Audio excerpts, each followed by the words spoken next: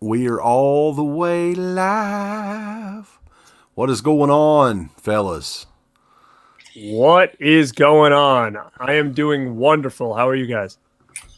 I'm doing good, just chilling like a nerd boy. That's how I do it.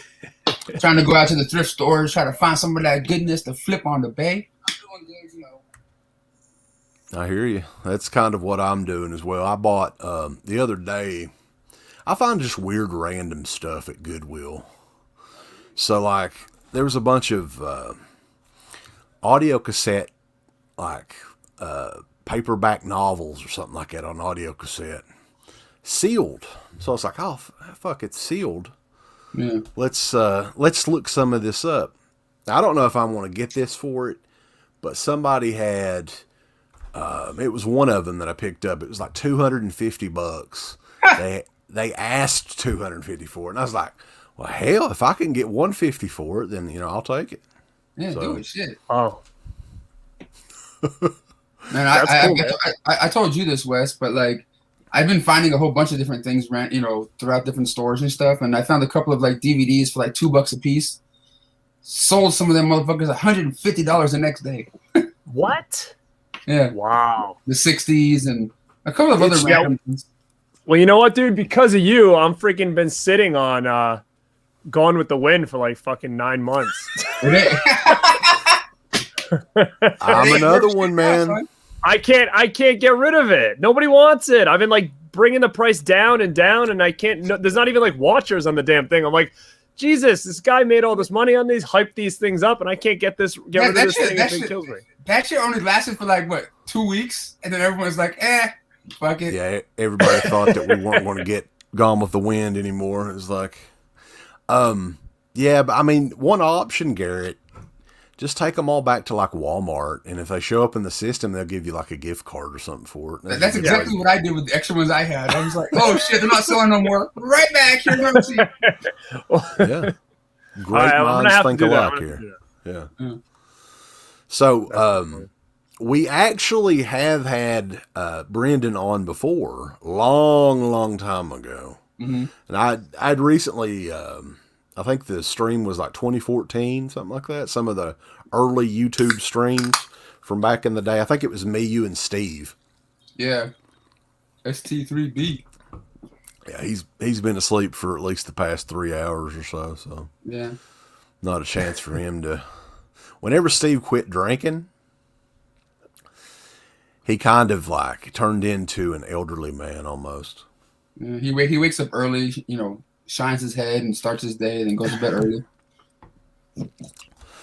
So basically what we're going to do, I mean, it's kind of just like a bullshit session. I thought to not, what normally we have these themed shows,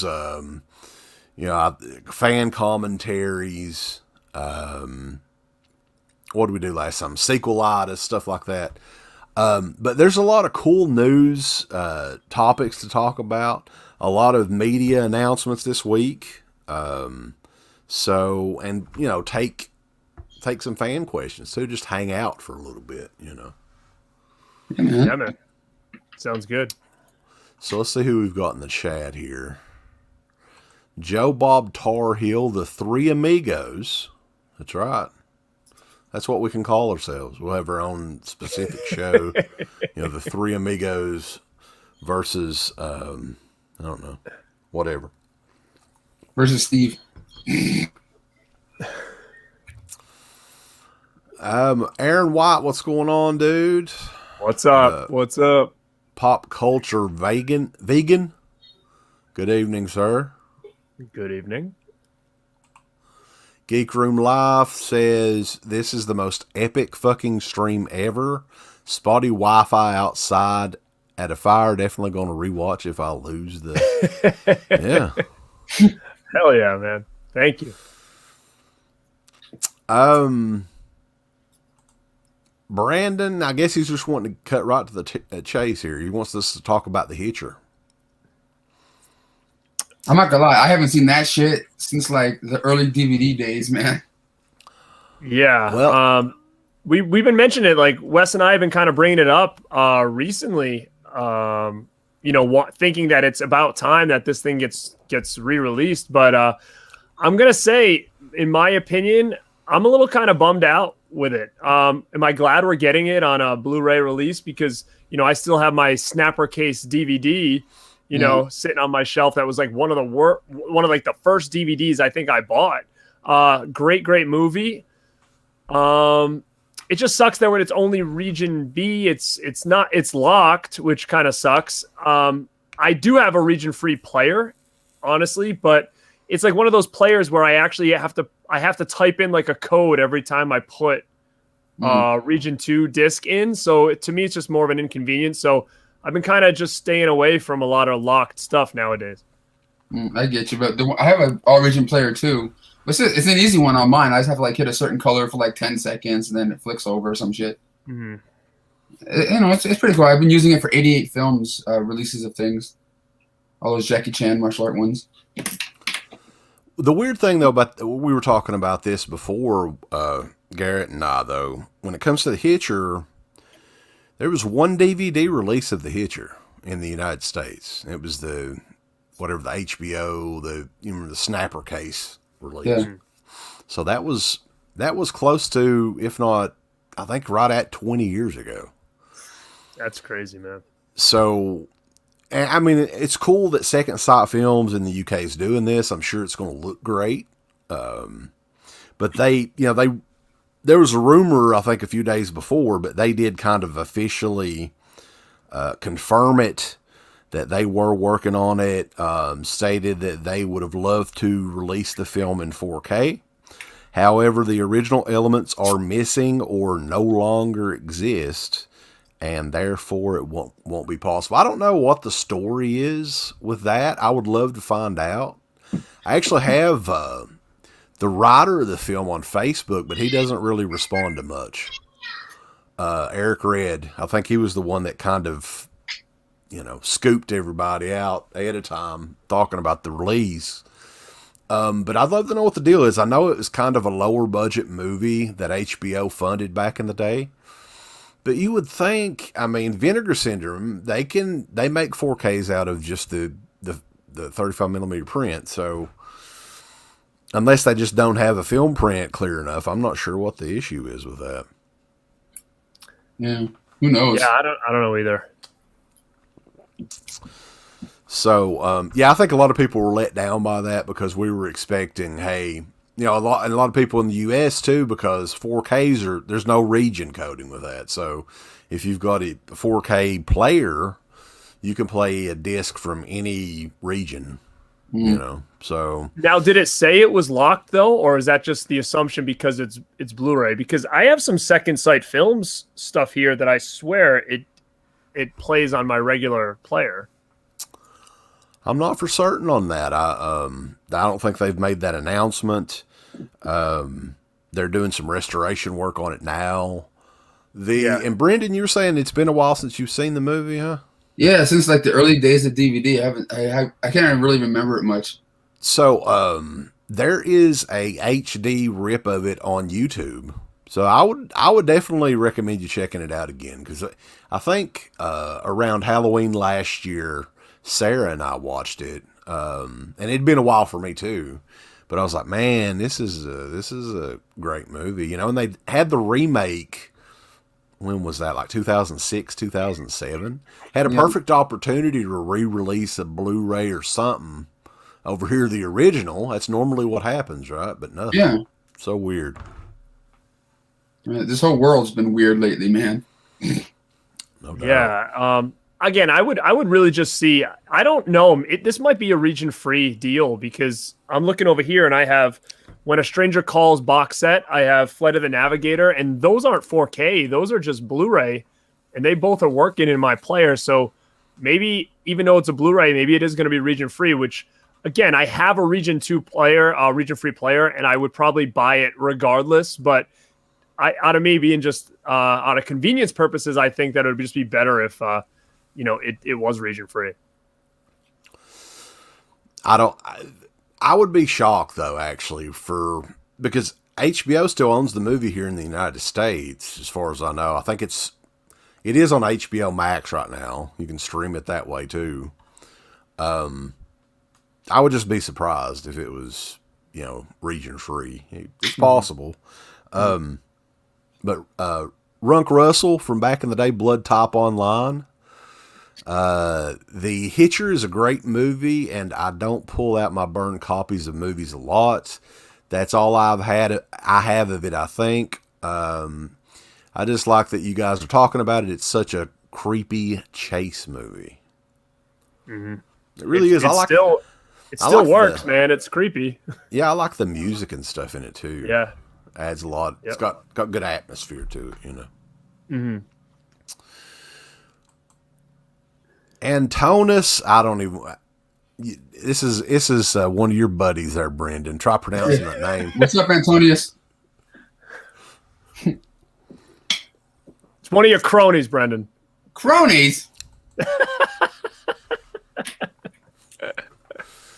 The wet ones. That's what you need to call them.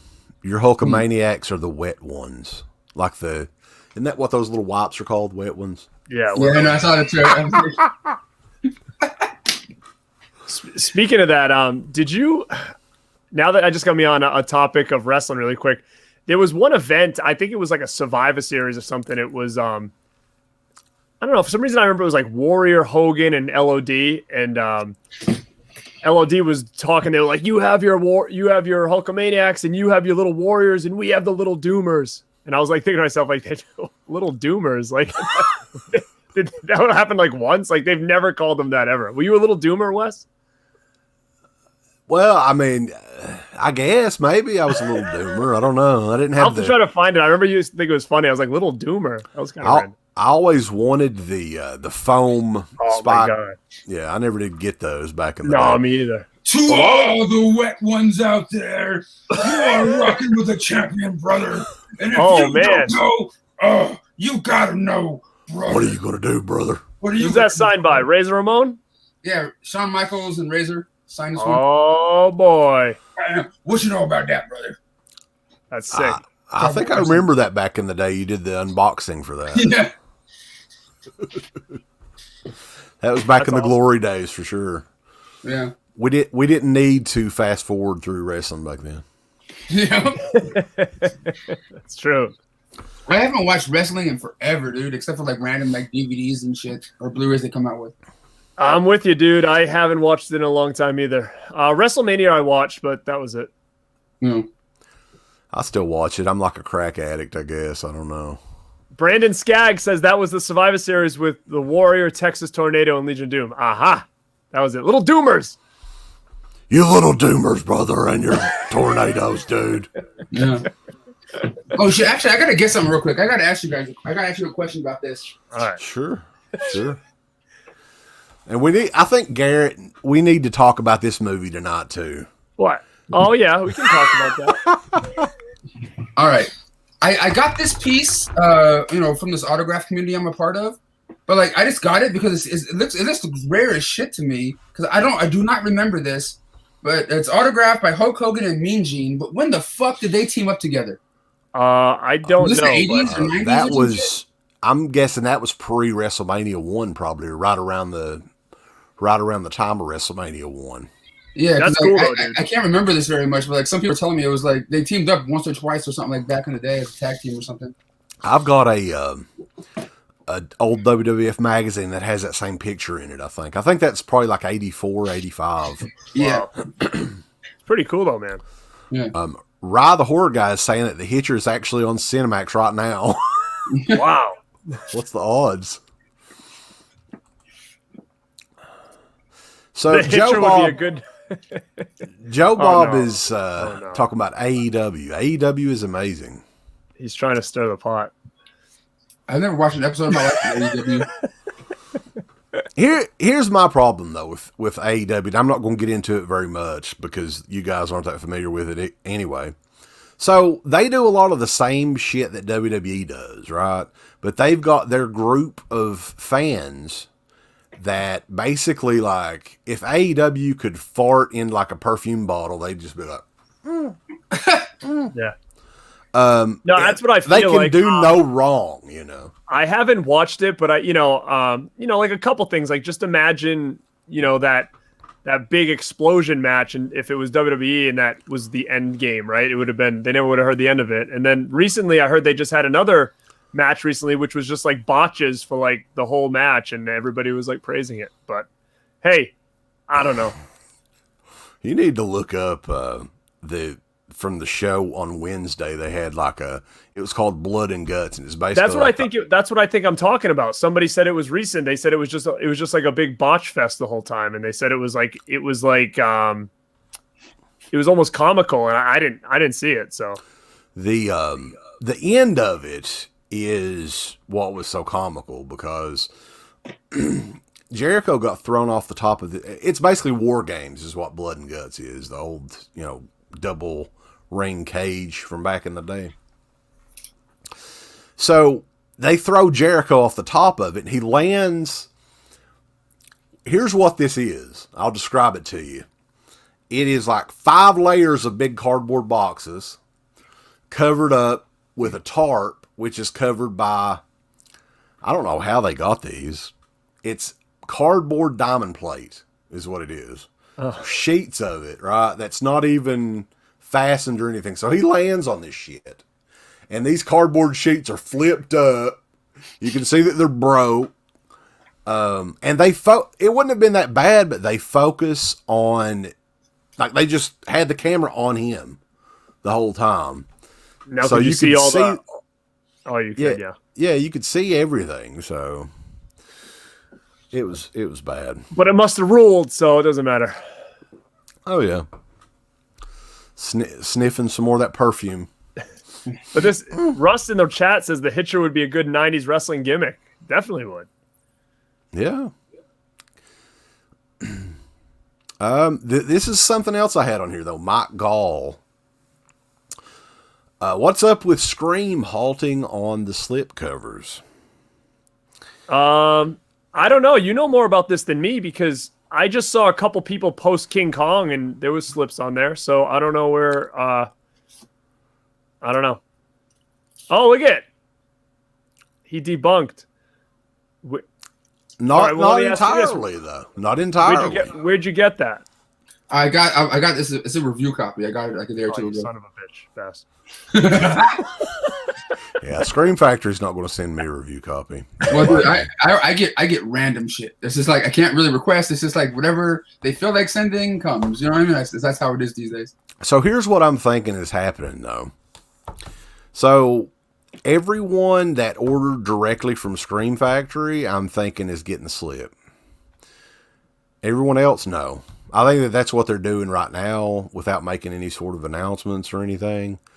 But if you look on their website, and this is kind of interesting. And so you're saying I should order it from their site right now, live? Is that what you're telling me? Well, if you want to get to slip, if you want to have a sliptastic voyage, I don't.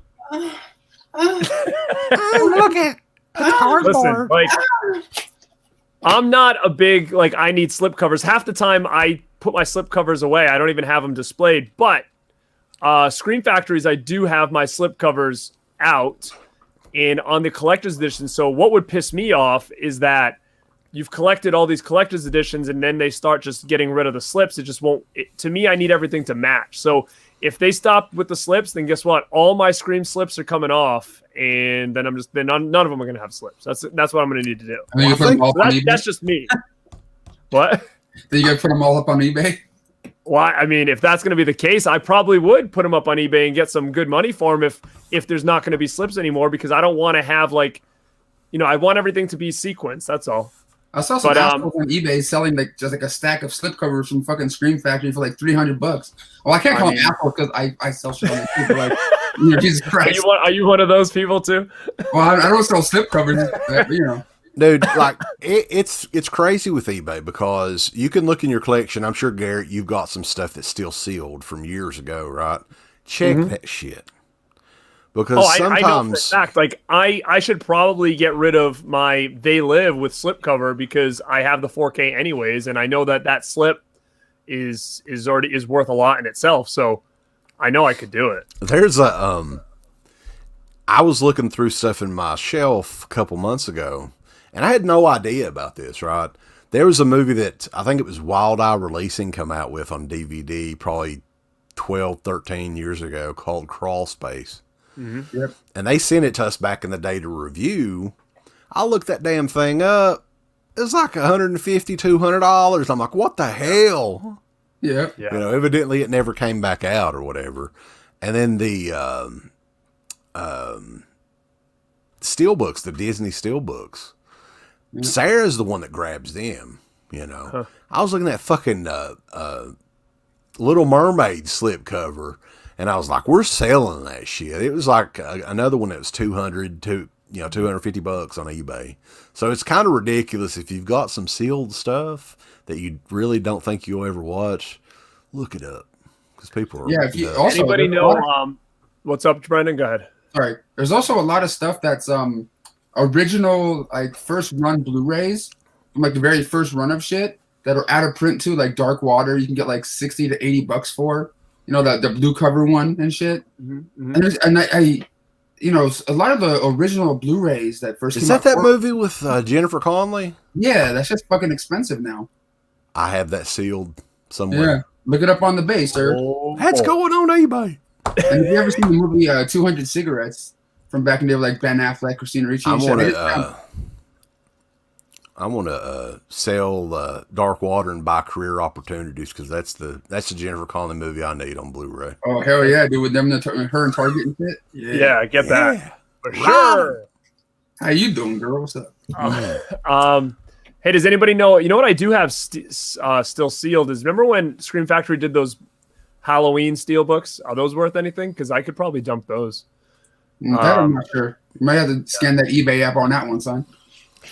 Yeah, sometimes Scream Factory stuff is like, it's hit or miss with their stuff because I think certain ones they just mass produce and they can't sell. Like when Walmart had a bunch of their stuff, well, they still have some of their stuff like the Omen set and the Fly set and Firestarter and a bunch of stuff like that. So those will probably never be worth anything. I really thought that Friday the 13th set was going to be out of print and going for some crazy shit already, but no. Oh no, you talk to Wes. He's got like 6 copies.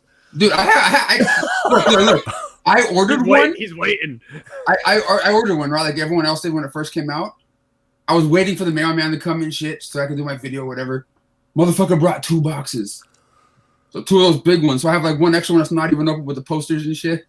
Yeah. I was like, come on, go to print, motherfucker. I took advantage of the Target. They had like, what was it? Buy 2, get 1 free deal or something like that. And they had it was like $77 a set. So Yeah. I'm like, yeah. But yeah, Still got they're all these fucking in things, another room. like those random like replacement discs. Oh yeah. I haven't put it back in the set or anything. I'm Yeah, it's sure. all Well, from. It's funny. It's funny because I got my set and I was like, you know what? I'm going to sell off the posters because I don't even have room for them. Yeah, me And, neither. I sold the posters for $100, and sure enough, I get an email back from the dude that he got them and the whole thing was crushed. So the postal service crushed the box of posters. So then I had to go through insurance to try to get a refund. And put it this way, I didn't get no refund, and I paid for shipping twice, so I lost money on that gig. So yeah, sucks. That's how it goes sometimes, though. Ugh. Man, UPS sucks sometimes, man. And they're slow as shit still. We got a random question here from Jordy Switzer. Is Feast a good movie? What do you guys think about Feast? I remember it's been liking too long. Feast. Directed by John Gulager. I was actually invited to the premiere of that one and got to hang out with John and Clue and stuff, and Patrick and Marcus, the writers, directors, whatever. I mean, the writers of the movie. And I kind of liked it, maybe because I'm biased because I was invited to the thing. It was like one of the first premieres I ever was able to go to. And I found the first one to be fun. The second and third one, I was even. I think you're on the money. The first one was kind of fun, but it has been a long time since I've seen it. But I remember kind of liking it at the beginning, and then I remember watching the sequels and being like, maybe I didn't like it so much. But I think it might have been just the sequels that were not that great. Yeah, Wasn't John it one of the sequels? Didn't it have like a couple of naked like little people with gigantic dicks? Do you remember that? Was that one of the? You might be right. I think it might be one of those ones. Yeah, and I think they may have had like luchador masks or something. I don't remember. There was like there was a slow motion scene of like 2 or 3 midgets. It was seriously like, they had dicks like swaying in the wind or whatever when they were. Don't recall. But, I There's don't some really. good comments in here though. Go check it out. Scott's talking to you, Wes. Okay, let's see here. Mail a box of slipcases with a pile of shit. You can't live that down. To Scream Factory. I'll never live it down. I tried to make peace with him, but it's another fuck you from Scream Factory, so that's fine. Okay, but I think you guys may have talked about this before in one of your shows. But what do you guys think about Scream Factory and them trying to do those limited editions, like 1,000 piece things and all that jazz? Because like I bought one or two of them just in purpose to try to resell and shit. I sold one for $120, but like that's pretty good. They're just kind of sitting there. I think personally, I think that they own the rights to a lot of these titles, and the reason I say that is because everything that they've done that with, I have on DVD from Shout Factory. So they had released all those on DVD like probably 6 months before they announced the Scream Factory. Like Scream Factory was going to be a thing. Yeah. So I had bought all those on DVD, and now they're re-releasing them on Blu-ray limited edition. I think it's just one of those things that they have them, and I don't think that they think they're gonna sell. So they might as well be like, all right, let's just try to re-release these. I mean, the quality might not even be that much different than the DVD I have because it's only a few years old. Well, I say that, but how old's Scream Factory? Probably like 10 years old. It feels like 5. But yeah, I think that's what it is. I think they're just taking some of their stuff that they have the rights for, and they're just putting a Blu-ray stamp on it, dumping it out, and just trying to get rid of some stuff and keeping the minimum, quantities so people will jump on it. Because everything that they've released, I own it. When is their next drop of that? Because like I think they only dropped like 4 titles so far, like 2 1 month, 2 the other month, and that. When's the next one? Well, what's funny is I think they did this before. I think they did this one time before with a couple movies. I'm trying to think which ones, but that are sold out already. But I don't think it was such a big deal back then because I feel like the limited edition thing got really crazy when Rad like randomly went out of print. I think that limited edition and everybody looking at, how many copies are available. Like I think that really spiked when people realized when Rad went out of print that they'd missed it. And now I think they're just trying to take advantage of that because I do remember them releasing some of those Blu-rays of movies that I had on DVD and me kind of passing on them. I think one might have been like Streetwalkin' or something like that. I don't know if you guys remember that movie, but I think they did like a limited run for that. I think Streetwalker is a movie about Steve Bedingfield, just walking down the street of Crackle Bottom trying to make some extra cash. Jesus. Steve, plus Steve. Guy's like trying to sleep.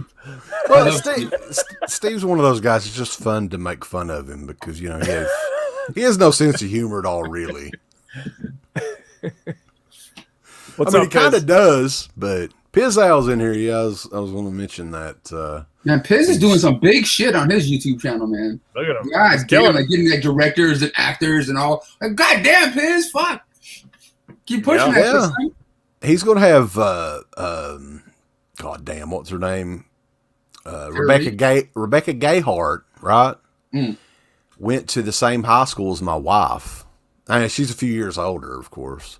So she is from like the deep, dark hills of Eastern Kentucky. So Pizzow, it's your opportunity to say, hey, did you know that there's another horror icon in Eastern Kentucky? Well, speaking of that, what else is this stream right here for me is pretty crazy because number one, like we're in totally different parts of the United States, which is kind of nuts. Like I'm northeast. This guy's what, south? And you're like completely west, man. And it's just kind of crazy. And me being kind of the rookie out of this group here, between you two and Piz, it's like you guys are people that I've been kind of watching for years. At least I know Piz was kind of newer compared to you guys, but man, I've been probably watching you guys and listening to you guys. Man, like I don't know, Brendan, when did you get on YouTube? Because I was probably like right at the beginning watching your stuff. I've been doing the YouTube shit for like 13 years. I mean, I had a different channel at one point. I had to like. Yeah, I knew him before the one.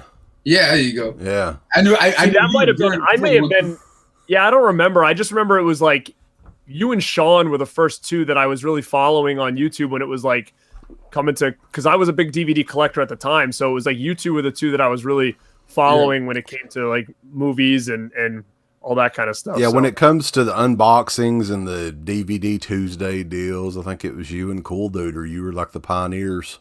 Yeah. Like I would watch that. Now everybody's doing it. Yeah. Yeah. The thing is, it's just something I would do anyway. I would just go to the fucking store. It's not as cool as it used to be. Like back then, like there wasn't like Blu-ray.com and shit. And I would just go to the stores going, oh, what the fuck came out today? You know, there was a lot more shit in the stores then, though. That's for sure. Yeah. God damn. Yeah, the Walmart in town where I live, man, it's like seriously one little section, and then they have like a end cap with new releases, and that is it. Yeah, it's getting really bad where I am too. And guys, here's another thing. I don't know if you guys even do, but go down the toy aisle at your Walmart and tell me what that thing looks like. It is. I have never seen anything like this. The poor kids nowadays. I remember being a kid going into a store and it was like there was toys and action figures for days. You go down the aisles now and it's like a bomb went off, and it's been like that for like the last like 3 years. I don't know what the heck is going on over there. Kids these days, for the most part, that I've noticed, since I live with two of them, my sister's kids and stuff. Kids these days, even when I'm walking around stores and see them with parents, you know, different kids out with their families, it's just like here's my phone, here's an iPad, shut up. You know what I mean? Like toys. No, I don't think the kids. Well, yeah, they can't buy it because there's nothing there. It's people like me and Garrett that are actually buying the toys. Kids are buying them. Well, you know what? I have an excuse now. You know, I have a 2-year-old, so I'm getting him prepped. I'm prepping him. So you already bought that iPad ready and getting it charged up here. But I'm on this hunt now where I have this goal where I'm trying to get him into He-Man now, because He-Man was like my first big action figure line as a kid. So they just re-released these new He-Man figures. So my goal is to buy every single one and have them all wrapped for him for Christmas this year. And in hopes that he gets into them. So, and if he doesn't get into him, you'll take him. Yeah, right? I'll just keep him. Yeah, of course. So, real quick though, Pizzel's talking about the Vinegar Syndrome slips. They're worth their weight in gold on eBay. Yeah, I mean that's the thing. Like, really, if you want to collect Vinegar Syndrome stuff, just buy an extra copy here and there of stuff that you've already got. Wait for the slipcover to go out of print or for the movie to go out of print or whatever, and sell it, and you can make at least double or triple your money back. Mm-hmm. I will say this I can never see myself fucking buying the slipcover. I can't do that. Here's $80. No, fuck no. No, definitely not. I got to be honest with you. Here in about a year or two, if this goes out of print, I'm going to sell the whole fucking thing. I'm not going to keep it. Talk about that, don't you? But I will give them this. I'm not a slipcover guy, like I said. The reason I keep the slipcovers for Screen Factory is just because that tells apart the collector's editions from the regular editions. But Vinegar Syndrome, I will say, does a real good job with the quality slipcovers that they have. Like they don't even they're that hard cardboard or whatever. So, it is a nicer look when they have their slips on there. And I know a lot of other companies are kind of doing the same idea when it comes to their slips. It's not just paper anymore or that light, thin cardboard. It's actually real nice material with some artwork on it. So I have to give them props for that, which is always nice. But when it comes to Vinegar Syndrome, since everyone's been talking about their shit, this is the only thing I got recently from them within the last couple months was that Marshall Hall one, only because it looks kind of cool, and Cynthia Rothrock is kind of a friend of the channel. Mm-hmm. And I was like, fuck it. I still haven't even opened it or watched it yet because I'm scared. I'm like, fuck, is this worth like $1,000 already? I don't know. It's getting up there. There is something with Cynthia Rothrock movies, and there's not many that are out on Blu-ray or anything. Like, I don't know what the deal is with it. Yeah. Since you're a friend with her, I'd be like, what the hell? Well, we're not like friends, but we're friends on Facebook, and I talked to her a couple times about. Well, send her a DM, man. Be like, hey, I want some of your stuff on Blu-ray. What's up? Because there's some sort of deal. Dude, it's also the same thing with Dawn the Dragon Wilson, like the Blood Fist movies and shit. Like they're old Roger Corman stuff, so Roger Corman stuff's been being released a little bit. So I'm like, what the fuck? I don't get it. I don't know if we talked about this earlier though when we were talking about those limited editions for Scream Factory. They were doing, it's 1,000 copies, but they were doing 5 per customer. So I know that. Yeah, what the fuck? Yeah, I mean, that's ridiculous right there. I mean, like it's just 1,000 copies anyway. It's not going to last very long anyway. So, I mean, you could at least do maybe 2 per person or something. Well, you know like what? More people I mean, I guess if get you it look at actually a business model like that, and by the way, Justin, what is up, my friend?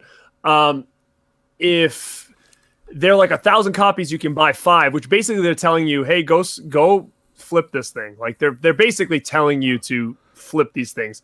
Now, from a business standpoint, if these are just shit that they want to get rid of and just, it's almost like they're creating their own hype, right? So if people buy 5 and they're all over eBay and then these things sell out on the website, then they're gonna be sought after, right? Because now people are gonna be all over eBay trying to get them.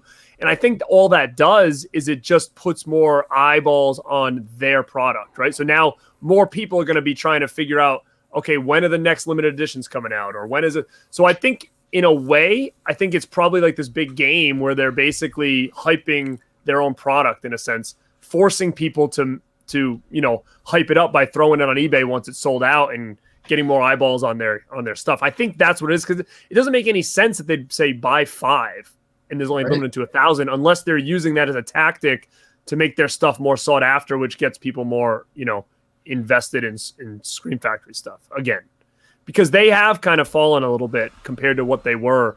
And places like Vinegar Syndrome has kind of risen. When I was buying Vinegar Syndrome stuff from day one, and it was one of those labels that to me wasn't even like a top tier label. It was like, it is what it is, and it just kind of skyrocketed. And I feel like it was really the Rad thing that put them over, in my opinion. I think a lot of it too, though, is they're remastering movies like this, like stuff that is that we would never have thought would have hit Blu-ray. Right. Rad, I would have seen that at some point for sure. I think it shocked everybody that it went direct to 4K. Right. Right. And evidently, a lot of people wanted it because they sold out of it in, a month or something? Not even that long. Yeah, and with that one, it wasn't even like it said, limited edition. Like it was like, I'm lucky that I love that movie so much that as soon as it went on pre-order, I grabbed it, where a lot of people were like, oh, I'm definitely going to get that. And then just kind of didn't pre-order it, and before they knew it, it was gone. And I even thought for sure when I saw it was sold out, like, oh well, because my buddy Mike wanted it. I'm like, dude, it's sold out right now, but they'll restock it, and it never happened, right? So, I think that really just kind of they found like a box, like Charles Mann does, and then Wes tried to get it and yeah, it's all right. He has the steelbook. Have you guys checked out the Dark Side of the Ring season 3 yet? I think it started yesterday, maybe. Wednesday, I wasn't really. I haven't really been following like the news with that. So myself being a huge Brian Pillman fan, growing up, he was one of my favorites always. And I was on YouTube the other day. It was like Wednesday morning, and I saw that they had like it on there. So I started watching it, and I was like, "Oh, this is great!" And then I talked to my buddies, and they were like, "Oh no, that's just like a teaser version."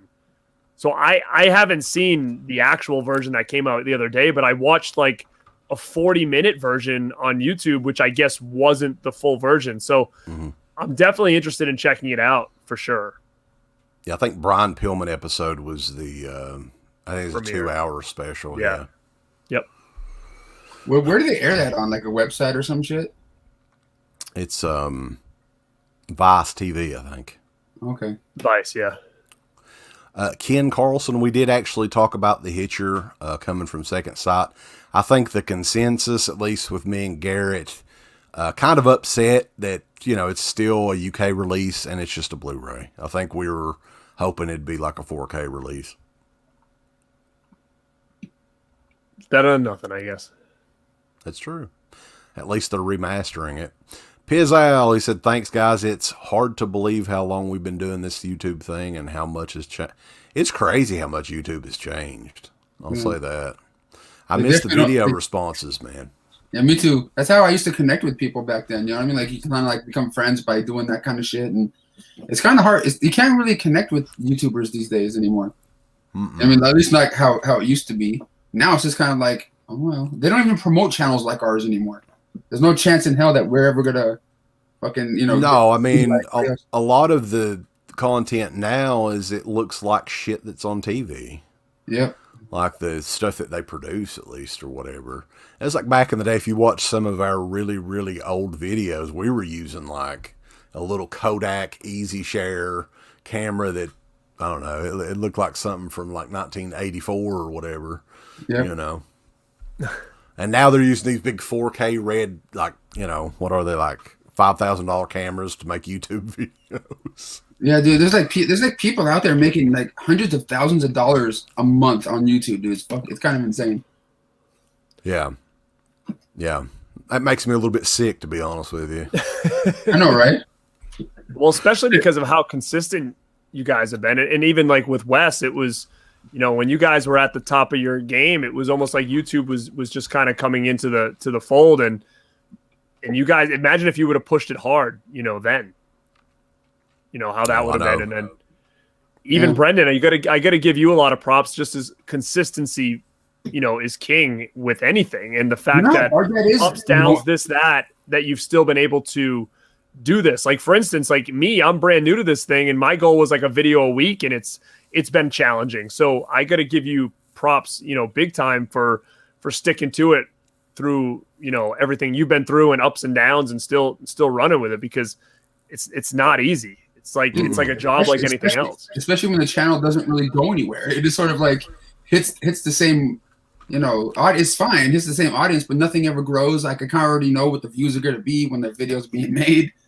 You know, it's really difficult to do this on your own too. It's kind of what you do. I mean, you have people from time to time with you, but it's pretty much you all the time. I edit everything. Yeah. Yeah, and you are the video. You are I'm the whole channel. Fucking show, Wes. I'm the whole fucking show. There's a couple more news topics. More releases. This come out this morning. The Hills Have Eyes 4K. We're talking about Wes Craven's Hills Have Eyes. Do you guys think? I love the. I mean, I know that a lot of people put over that remake. I didn't like the remake. I love the original. Gritty look, you know, it's shot very similar to Texas Chainsaw Massacre. So, but do you think like a 4K is really going to? I mean, this movie's even more gritty than Texas Chainsaw Massacre. Yeah. Really, I mean, it's shot on 16 millimeter. I think it's not going to help it. I don't think. Arrow did a great edition of it already. That hard box and stuff. Yeah, I think that's a great addition, and that's an issue. Like I do love Hills Have Eyes. I do like the remake, but I do love the original more. I always have. I'm definitely itchy to get the 4K just because I love the movie so much and just out of curiosity alone. But I saw a quick thing you posted on it. It's another country doing it, right? It's just Germany. It's a limited edition. But it's going to be sauerkraut. Yeah, sauerkraut edition. Yeah. But I don't know. I think I would probably check it, but I have a feeling it's not going to be much better than the Arrow is, because remember when that original Blue came out? I think it was Image, and it wasn't really that great. Yeah. Yeah, I do remember that. I think the Image Blu-rays consistently were shit, though, right? Every one of them was bad. Whatever happened to them? Are they still around? I don't know if I heard their name in a while. I can't believe Media Blasters is still around. Crazy, right? Damn, Shriek Show division Media Blasters is still around. Yeah. So, but yeah, they're going to. It's Turbine in Germany, the same group that released the Texas Chainsaw Massacre 4K. They're doing a media book edition. Media books are big over there in you know, Germany and Great Britain. Mm-hmm. But yeah, I think it's coming out next week. Like it's kind of a secret release. They just announced it, so it's kind of, I think it comes out on the 11th or no, the 14th. Sorry. Now, if anybody in the chat can answer me this, or any of you guys can answer me this, I haven't been getting any of these Arrow 4Ks. I bought Tremors just because I only owned like that original DVD from back in the day, but you know, I want to be very picky on what I'm choosing to get in 4K. You know, just especially just due to space and just double dipping and upgrading again and all this other stuff. But having such a great edition from Arrow that I bought like last year of American Werewolf in London and also Donnie Darko, I had that nice set that they just put out last year. I have not upgraded to those 4Ks, and I don't think I'm going to unless somebody comes in and tells me, dude, it's like night and day comparison when it comes to quality between those two editions. Do you guys have any insight on that? Do you own them? Have you seen them? Is the quality that much of a big jump of an upgrade or not? Because as of right now, I have no interest in double dipping on a lot of these titles that they're re-releasing, because to me, they just had come out like a year or two ago. Yeah, I've never been the biggest fan of Donnie Darko. You know what I mean? It's never been my kind of movie. And I did get I think I got the Blu-ray set to review. It was good looking, like you said, but I don't see myself going out getting the 4K unless like they want to send me one. Woo, woo, woo. Right. Like, I don't want to. Yeah, I'm surprised they sent me the Tremors one, but I haven't seen shit since. So. Yeah, me too. I got that one they sent too. I thought it went out of print at one time, didn't it? Like the box or something. I think. Yeah, I think it did. I don't know if it was re-released or something, but maybe it wasn't like a different box or something like that. But yeah, you're right. It did. It went out of print pretty quickly. So yeah, I've been kind of iffy on these jumps to 4K with things that I had just recently purchased on Blu-ray. A DVD to 4K, and I don't have the Blu-ray, that's one thing. A poor quality Blu-ray to an upgrade, that's another thing. But, Arrow doesn't mess around when they do their Blu-rays. So the fact that they're jumping to 4K, to me, I just don't know if there's enough meat on the bone for me to do this all again. What I would think would be fucking cool to get an upgrade to 4K? Fucking Dead Pit on the Road box set, fucking 4K with commentary and shit. Let's do it, yeah. We're going to release End of the Pit on HD DVD. I'd like that. You can see all those weeds hitting Uncle Bill in the face when he's walking across the swamp. Yeah. Turbine though, I think the company in the UK, they're releasing a lot of random shit in 4K. They did American Werewolf in London, right? They did the Leatherface movie, not part 3, the one that they come out in like 2016 or something like that. The Abercrombie and Fitch Leatherface movie. And they're doing, I think it's the same company that's doing American Werewolf in Paris in 4K. That's just weird, man. That's going to be interesting, yeah. I'm like, did I read that right? I'm serious. I looked at it 5 times. I was like, that makes no sense. I could see maybe Vinegar Syndrome doing that just because they release anything they would release anything in 4K. Six String Samurai, another example that I had no clue what the fuck that is. You know what? I'm probably going to bite on that. I'll probably get it. Probably during the next sale, just because again, I don't own it. I've never seen it. And their 4Ks are always end up worth something. So I'm like, you know what, if I'm gonna try it out, now's the time. But I'm gonna be in trouble with that next sale because I'm kind of like a month behind with them. So there's quite a bit of stuff I need to get.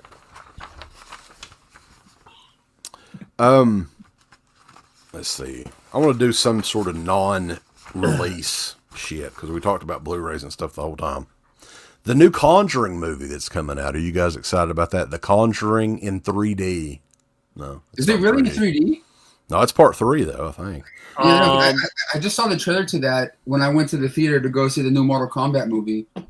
And it looked pretty decent. You know what I mean? It didn't look like it was going to be complete shit. But like, I never thought after seeing the first one that we would have fucking sequels. No. Yeah.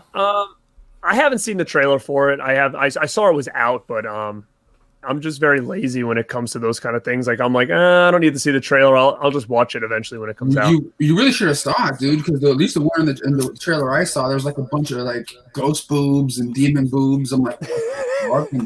I saw like a ghost of like Steve walking by the screen. I'm like, what?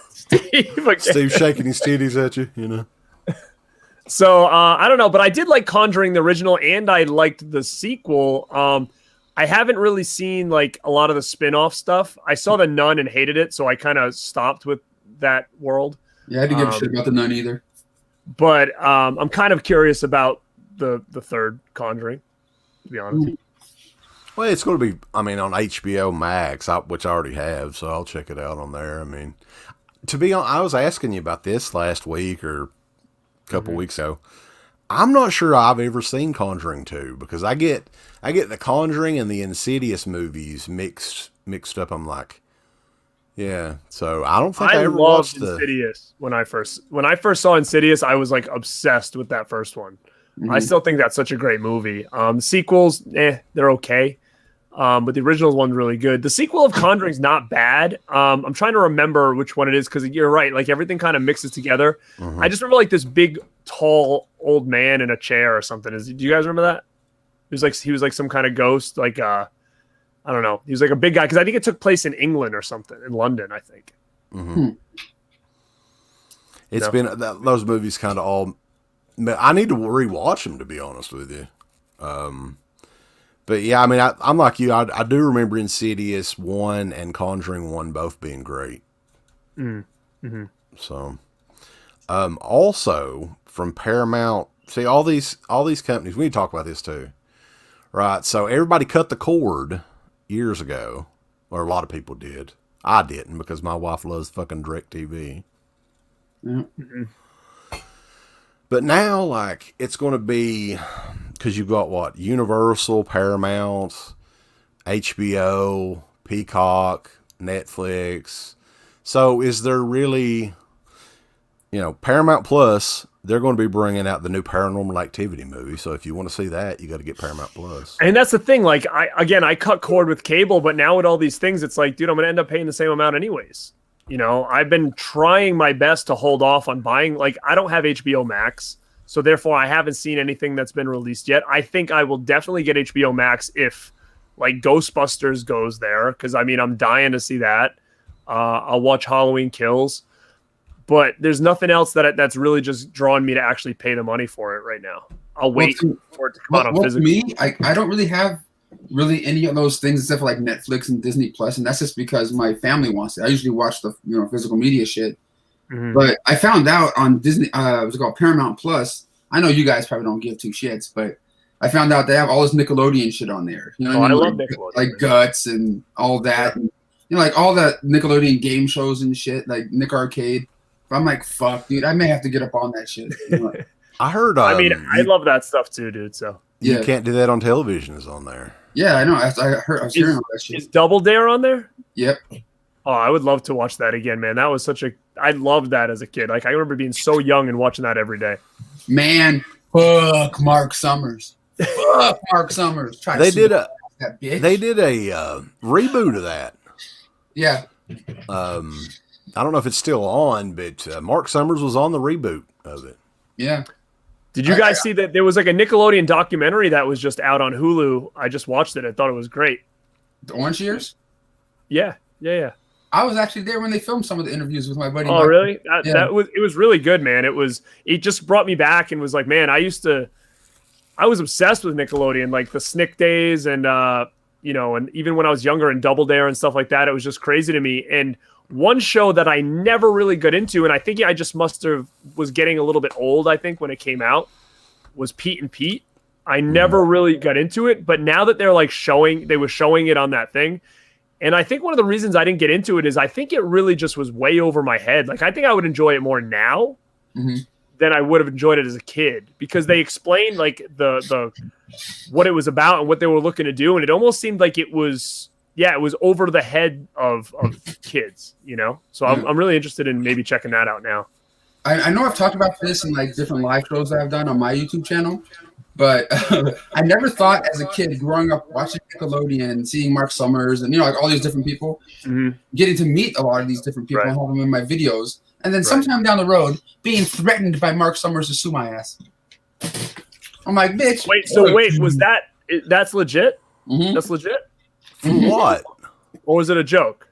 No, it's real. Like I got invited by his PR person or a friend of his, whatever it is, to a premiere of a documentary about his life and how he's like OCD about shit and how he was on Double Dare and was like, didn't want to like, touch shit or, like all that kind of nastiness.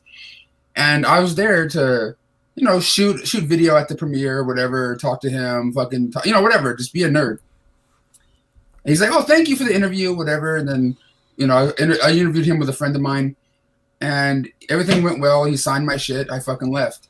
I put up the video. I got hit up by his manager saying, great video, came out great. 2 days later, Mark wants you to take the video down. I'm like, why? Can you give me a reason? I can't give you the reason. He wants you to take it down.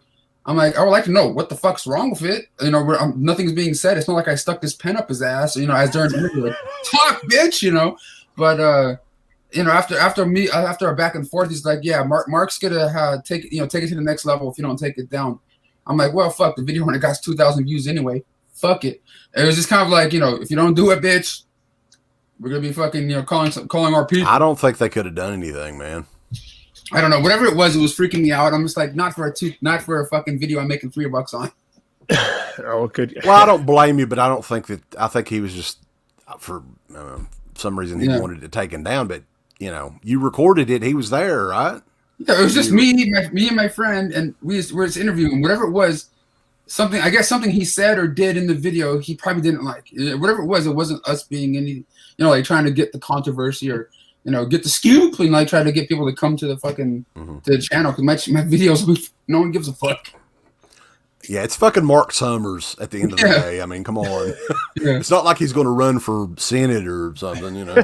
I just thought it was funny that I was, you know, threatened to like, you know, we're going to take it to that next level, boy. I better do it. I'm like, all right, fine, fuck you.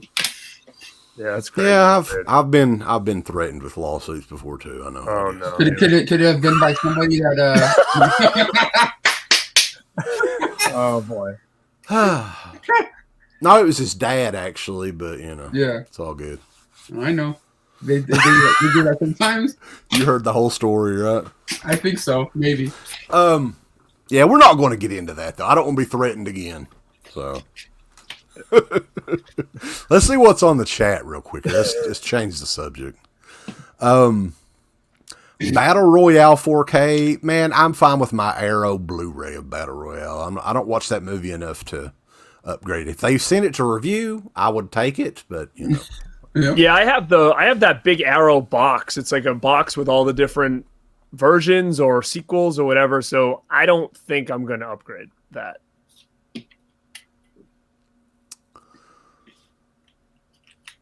You guys have any thoughts on Dexter coming back in the fall? I own all the seasons, never watched it. Really? I think they're still sealed too. I think I might have watched like season 1, and so then I bought everything on DVD, and I think they're all still sealed, so I haven't ever watched the rest of it. Yeah, I'd totally recommend watch up to season 4. After season 4, it you know. I know a lot of people goes praise to shit, it, so yeah. It is really good. I don't. The only way I would, yeah, the ending of the show sucked. Brendan, did you watch the whole series? No, I was thinking about watching it back in the day when you and Uncle Bill were talking about it. I think you said like season 3 with a certain character, a certain actor was like great, but I've never actually got it to do it. Yeah, I mean a TV it takes a lot to get me invested in TV show too, but the ending of the Dexter series was so terrible that I would support them coming back, but with a new season, I don't know. I would have just done a movie or something like that. I thought, you know, because it's been so long now. What's it been, about 8 years or something like that since the last season? So I may check it out. It's still going to be on Showtime though, I guess, right? Yeah. Just another thing you got to buy, another stream, another app. That's true. William Jackson Jr. I can't wait for the new Texas Chainsaw Massacre. What about you guys? When the fuck is that supposed to happen? Yeah, I don't know either. I think it's already, like, they already did a test screening of it and it got really, really bad reviews. It's another one of those where they're trying to make a sequel to the original Tobe Hooper movie. Okay. And they've got Mick Garris. He's playing Sally in it. So I don't know. Like, it's one of those things for me. It's like, how many times are we going to go through this? Like, Texas Chainsaw, it was like, you know, you had those 3, and then all of a sudden it just got nuts. Like, you had the remakes, and then there was another remake, and then there was a prequel, and then there was a prequel to the prequel. It was like, you know, I don't know. It was a immediate sequel. It's just, I don't know at what point though are we. You didn't like that? You didn't like the one when like Leatherface is popping out of his mom, going. Oh, you like that shit. Let's take it way back when he's shooting out of his dad. Let's find out what happened to Leatherface then. here's the thing though, like, and I was thinking about this. I honestly think Texas Chainsaw Massacre 74 is the best horror movie that's ever been made. And here's why I say this. I asked Steve and Uncle Bill, and I come up with a list myself. I was like, give me your top 5 horror movies, right? Mm-hmm. That was the only movie that was in all, you know. And I would say it would be in every horror fan's top 5. If you're, I mean, 30 or older. Mm-hmm. Mm-hmm. So doing a sequel to that, it's just, I mean, I'll watch it, but that was lightning in a bottle, man. That's never, that movie, nobody's ever, Tobe Hooper couldn't come close to it. So he just made something completely off the wall with Texas Chainsaw 2. Mm-hmm. Because he knew he couldn't do it.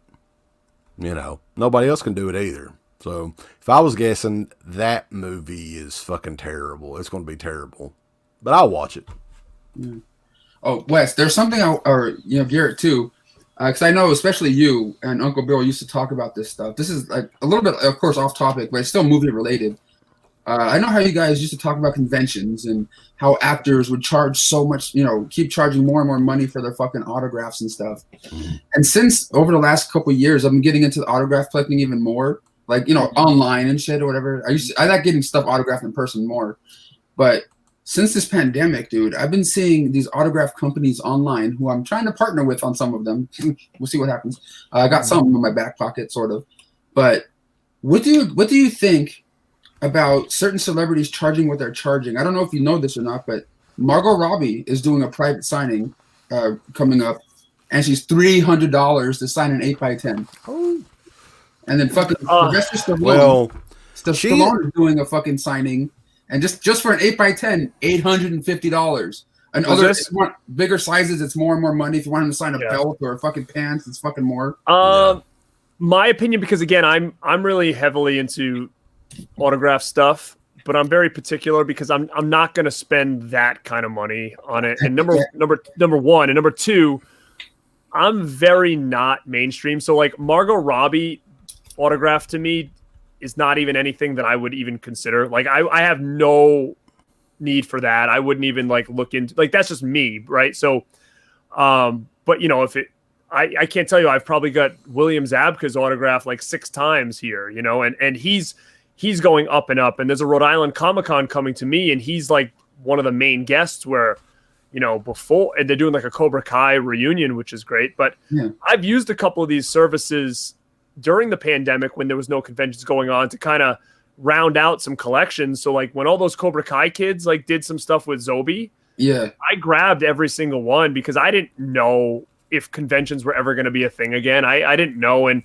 I mean, it was a little bit pricier than I wanted it to be, but I mean, it was nowhere near hundreds of dollars. I'm going to say roughly each one was almost about $60, which at the end of the day is a little bit more than I wanted. I did get Elizabeth Shue as well, which I think was probably $100. But that was one of those people that it's like, what? Where are these companies coming up with the prices though? Margot Robbie, $300 for this. If anything bigger, it's more.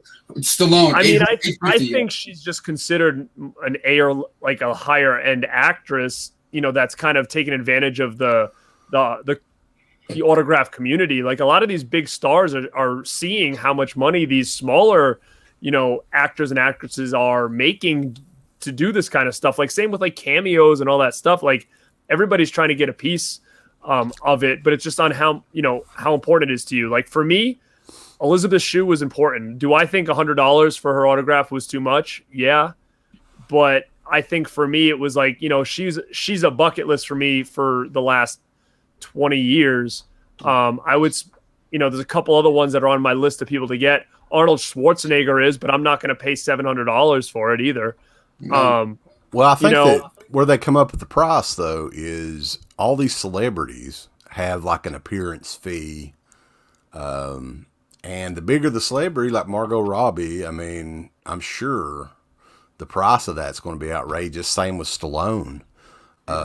So I think that they're kind of, whoever the promoter is, it's setting up the signings. They're just saying, hey, what's the lowest I can charge that people will still pay, and I can make all my money back, from a $20,000 appearance fee or whatever the hell But the thing is, people charges. like Stallone, they don't fucking really need the money. You know what I'm saying? So like, why would they have to $850 or like $2,000 to sign a pair of gloves? Kiss my dick. I mean, you know what I do? I'm very thankful and that we got into this game early, because some of the stuff that we have, think about like Wes, like your Halloween poster. I'm not sure how much is signed, or Dawn of the Dead or whatever. Like, how much would that cost somebody now to do? Like, that's what's crazy. Like my Lost Boys poster, I have it signed by everybody except for Jamie Gertz.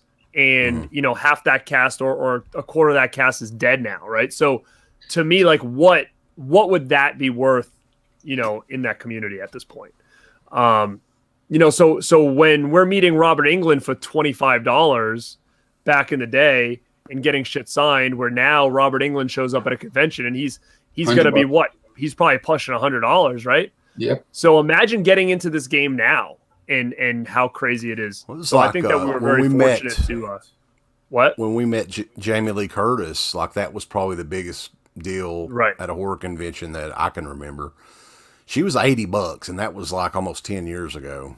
And at the time, I remember everybody was like on the fence if that was too much money for, you know what I mean? Like everybody was kind of like, oh my God, $80, where $80 now is, almost like a standard. Mm-hmm. Yeah. But you know what I thought was fucking crazy when it comes to the autograph stuff?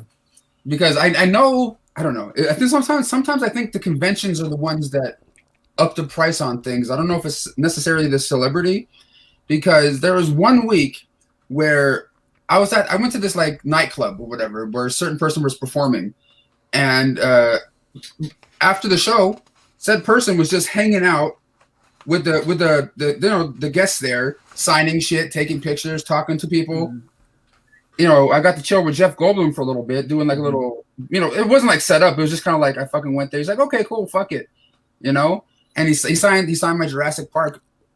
Not shitting you. The next week he's at a convention charging like $120, sitting at a table to sign shit for people.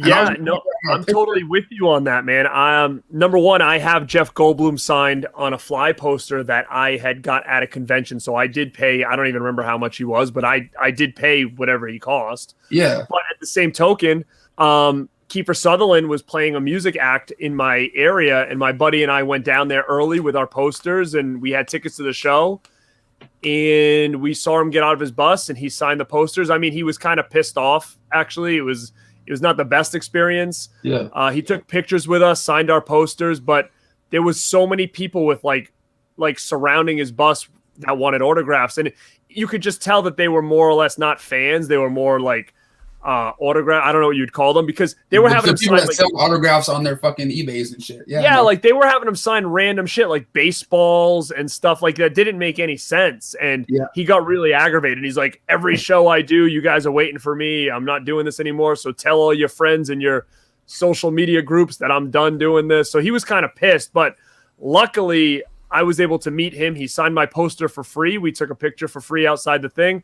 I went to his show, and 6 months later, he's headlining Comic-Con in Rhode Island, and he's charging like $120, right? So I lucked out that I did it that way. So I don't know how it works. I don't know how that does. Man, do you know how fucking heartbroken I was? I have the same sort of experience, but with Jamie Lee Curtis. Okay, this was like a couple years. This is like as the new Halloween movie was coming out, the newest one, and she had a children's book coming out.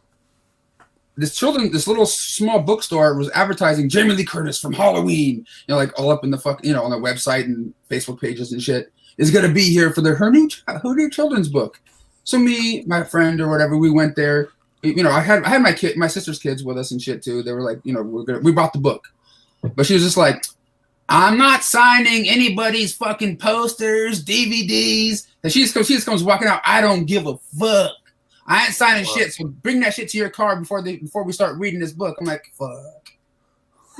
That's tough. If you guys bring your shit and you put it on my table, I'm just gonna take it and fucking throw it. I'm like, what the fuck? She came out there with an attitude. I'm like, man, fuck this.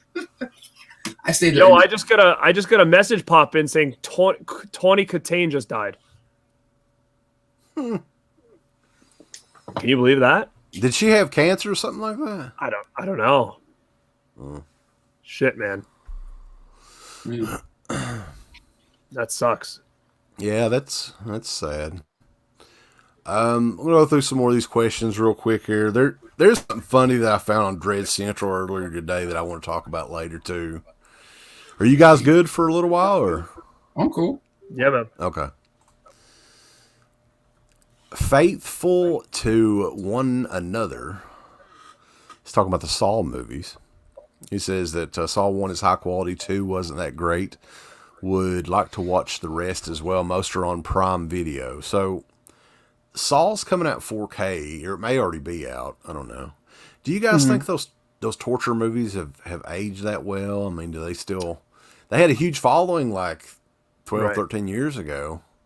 But it seems like it's kind of fallen off the radar at this point.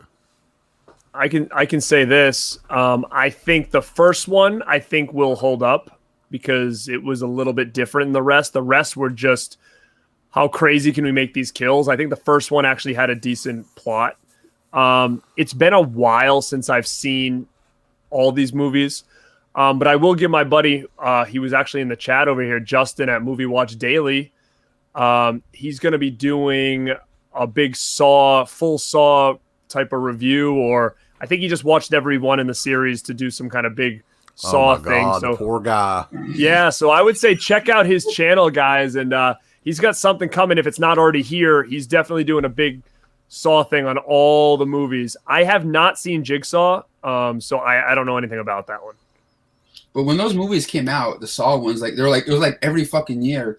Yeah. And I'm not gonna lie, I was kind of in the whole fad. I'm like, this is kind of cool. Fuck yeah, I'll go to another one, see what the fuck, see how these people are gonna die in this one. Yeah, because it was an event, and that's what I kind of missed. That horror was an event. It was like every October, you knew, like, hey, it's Saw. You get your buddies together, and we all go at the midnight showing, and it was just kind of an event. And we don't get that kind of stuff anymore. So for the time, I appreciated the idea of it because you always kind of got excited for it because it felt like it was, it was an event. Yeah, I think. But I don't know if they hold up. Not great. They're not great movies, but at the time, it was just kind of like the thing to do, Yeah, because you could get like the whole box set of them for like what, $13, $14 on Blu-ray. Yeah. It's just kind of odd, I mean, they made a fortune back in the day in the theater, and now it's almost like you can't give them away. So. Yeah, you just get those ones on eBay all day. They ain't going nowhere. Mike Gall said he's going to send me a Tony Moran cameo for my birthday. Tony Moran, get on. Hey, I heard you saying something about me and talking shit about those Halloween movies. Well, I say, fuck you, CK. Hey, Garrett told me a few days ago, Wes, that you said for my birthday you're going to send me that Halloween poster with Jamie Lee Curtis autograph on it. Just for the fuck of it. No, I don't know where you heard that at. Do you have a Moran sign thing you can send him? I do actually. I have the one time that I actually paid Tony Moran anything, and I've regretted it for years. It was a reprint poster. Yeah, it was only $20 at least. What did he say when you had a sign? Did he say you're a loser? It's like, oh, you like the fucking stupid horror movie named Halloween, huh? I don't know why I'm talking like this because I'm from fucking California, but it is what it is. You know what? I met Tony Moran too. I actually have a butcher knife signed by Moran and Castle, so I guess I can't say too much. My reprint Halloween is signed by Tony Moran and PJ Souls. I still need to get PJ on the actual one sheet, oddly enough, but I have no interest in. Speaking of PJ Souls, I need to get her on this. This is kind of like a newer item I have in my collection, and it's horror related, and I believe PJ Souls is in this, but I need to get her on this one. Mike Carey, Bro. 60 Space Act. Oh yeah. I saw that and I was like, son of a bitch. I'm actually going to show you something pretty cool right now. Hold up. Yeah, I got to get PJ on that. John Travolta's doing the signing too. He's like $90, but it'd be kind of dope to get him. But I don't know if I want to pay that. You can get him to sign a copy of The Fanatic. That'd be better. I sent in a mini poster of the Fanatic to that fucking private signing that he's doing. I put like a little note saying, for an inscription, I have to poo, John Travolta. Come on, man. Come on, John. Do it, bitch. Oh. All right, bro. Look at this.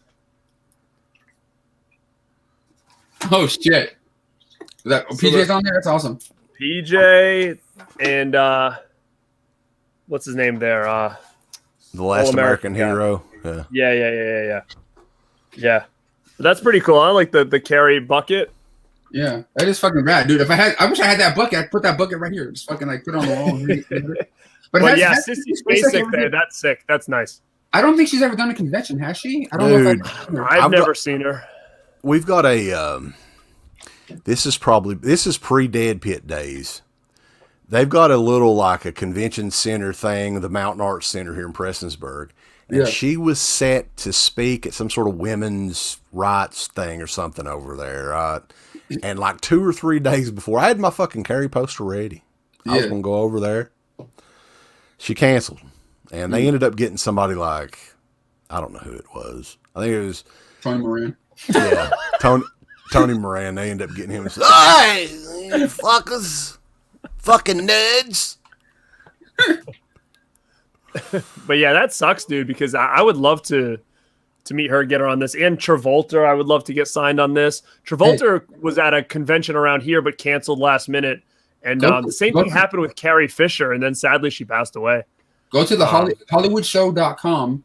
John Travolta's doing a private signing with them. If you can send in shit. Get out of here, really? Yeah, it's like $90, but Dude, what about Jamie Gertz though? What would you pay to get her signature on that? To complete my poster? Yeah. I would say top dollar. I would pay $200. Woo! Is she a rare signature? I guess she is a rare signature. I don't think she has ever done a signing thing. She's like very not against that, but I don't know if somebody help me out here. But I was watching. I haven't really watched sports in years, but I was watching something one time and they were like, oh, here's Jamie Gertz, actress. And like, she owns like a basketball team now or something, like in the NBA or something. Really? I could be wrong, but I think she owns like a sports team now.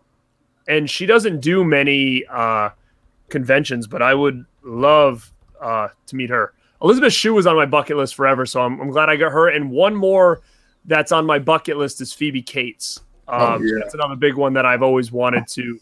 Yeah, isn't she married to like a pretty big name or something like that? That's probably why she doesn't do shows. Who's she married to? Kevin something. Okay, so this big dude name in the chat, Jordy, just says she owns the Atlanta Hawks.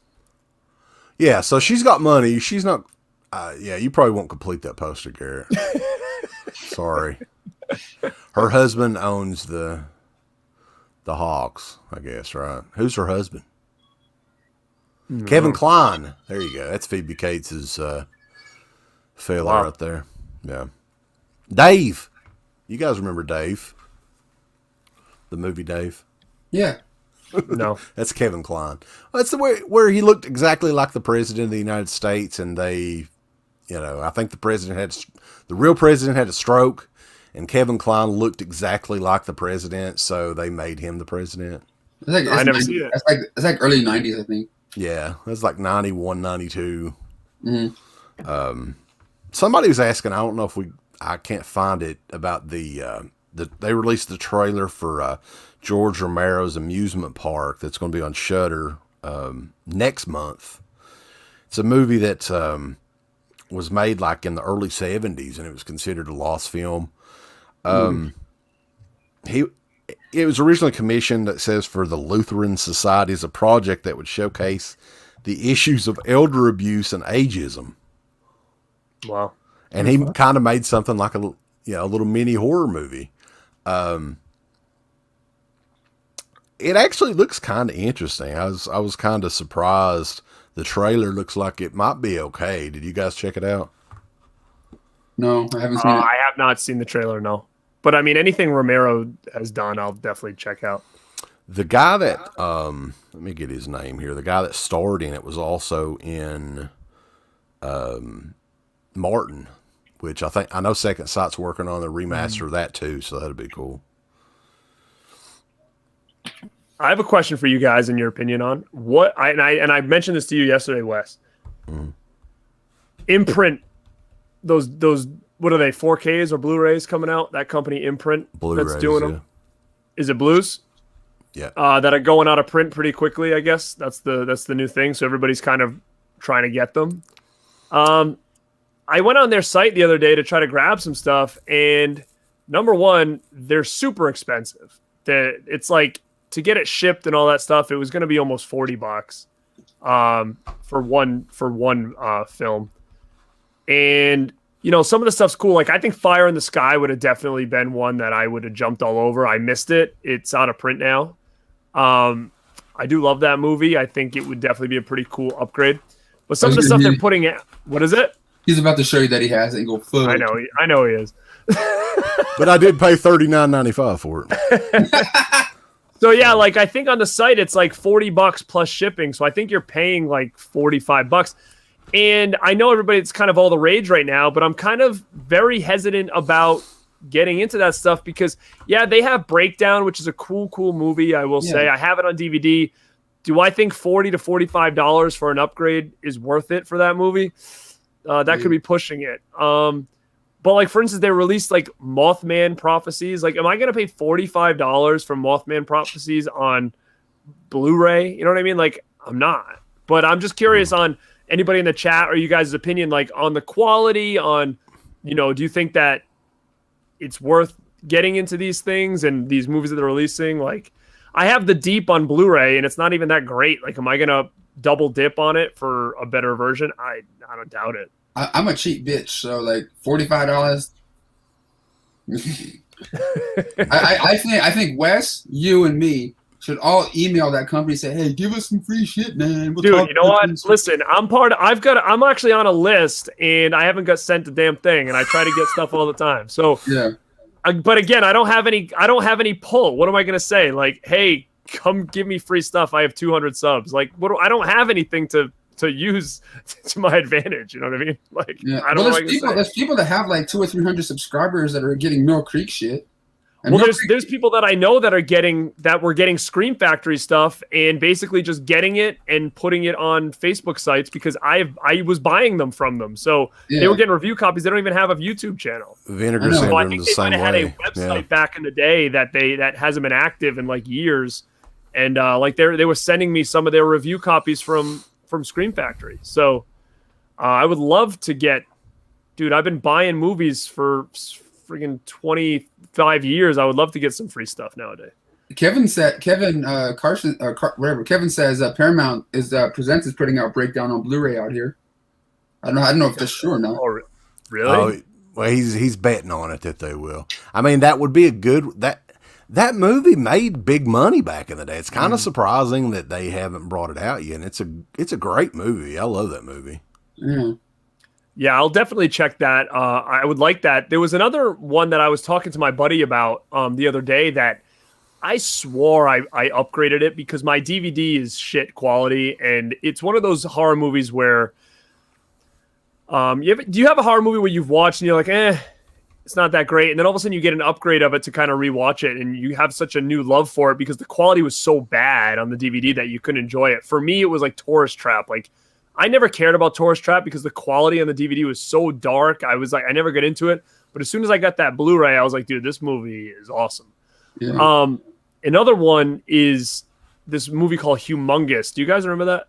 I know the name. I don't think I ever watched that one.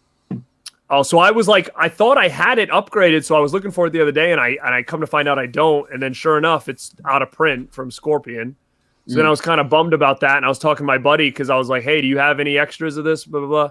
And he's like, no, but it had a real bad audio issue. So he's like, I guarantee, I think like he said MVD or somebody's going to re-release it soon. because of that. But I didn't know if you guys had any had that movie at all. No. I think I may have it on DVD. Yeah, I do too. Did they do They didn't do a Blu-ray of that yet? They did. It went out of print really quick from Scorpion. Yeah, and I guess because one of the reasons too was because there was a big audio problem at the beginning. They said. Okay. But definitely worth keeping your eye out for. But the guy that I was looking up, though, getting back to the amusement park, right? This is just interesting to me. I saw this today. The actor's name, and he was also in Martin. His name is Lincoln Mazzell, right? This guy just passed away in 2009. He was 106 years old. Wow. So he was like an old man when the amusement park was out, right? He's the old elderly man. So that's just freaking nuts that he lived to be 106 years old. Now, when was that? When did Romero make that one? Was that early? Yeah, that was like 73, I think. 73, 74. Yeah, I'm a big Romero guy. I'll even go on. I don't know. I think this might be Steve or Uncle Bill that's a fan of this. I don't remember, but I even like Night Riders. I like that a lot. I know a lot of people give it a lot of hate, but Night Riders would be a killer soundtrack to come out on, Waxwork or something like that. I don't know if I don't think they've done that one yet. It's got a good soundtrack to it. But there's another thing about Romero here too that I had. The Twilight of the Dead. You guys remember this when they were talking about that? It was supposed to have been his, the movie that he was working on. Yep. When he passed away, he had cancer and all that. So I guess it halted it. He quit. But his wife is looking to get it made at this point. So that'll kind of be interesting. I remember him talking about Twilight of the Dead like years before I think even Diary came out and all those other ones. Like he was talking about that felt like forever. So yeah, I mean, there's a couple of writers and stuff that are looking to finish. I guess the script wasn't finished or whatever. So I mean, that'll be kind of interesting. There's a big play now for like the George A. Romero Foundation. They're the people that are helping with the amusement park movie that are kind of presenting it or whatever. And the guy that does the podcast for that was big into Dead Pit. I mean, he was the guy that did the Dead Pit on the Road DVDs. Actually, his name's Eric Kent. So he's like one of the co-hosts on their show, which is kind of cool. But yeah, he's associated with them now. He's another big Romero fan as well. So yeah, there's still a lot of interest in Romero's movies, and I think that's really great. But honestly, like towards the end of his career there, and a lot of people get pissed off at me and Uncle Bill for saying, Uncle Bill says it too, those last few movies that he did were really, really, really, really bad. I'm not a big fan of the found footage zombie movies. I mean, I don't know what else he did. Was Bruiser considered new? I don't remember. Bruiser was, that was right before Land of the Dead. Visually was cool. It looked good.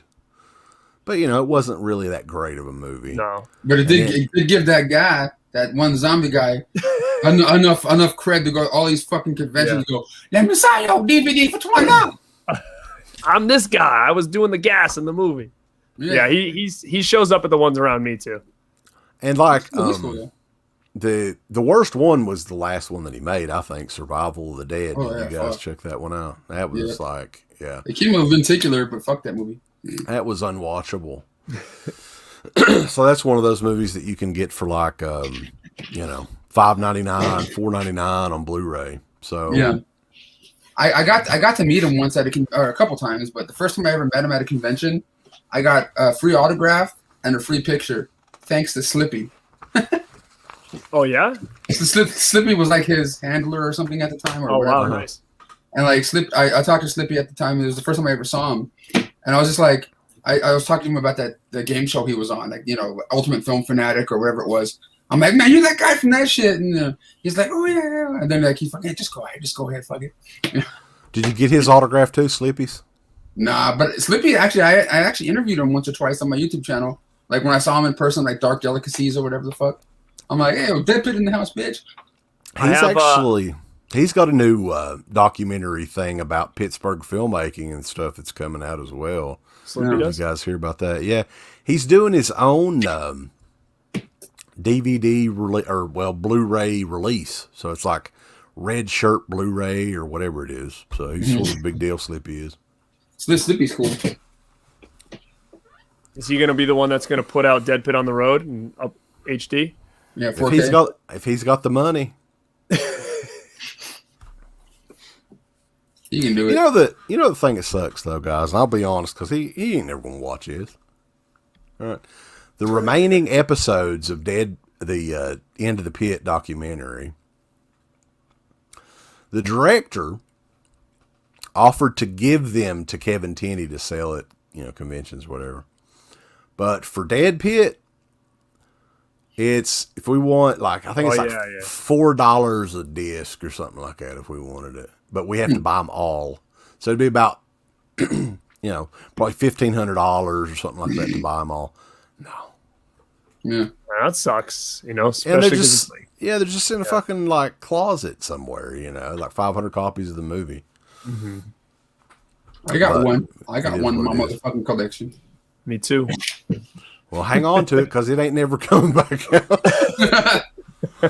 Maybe Vinegar Syndrome could cough up the money, That artwork is killer, though. I can't bullshit on that one. Yeah, I mean, most of the budget of the movie was spent on Into the the artwork.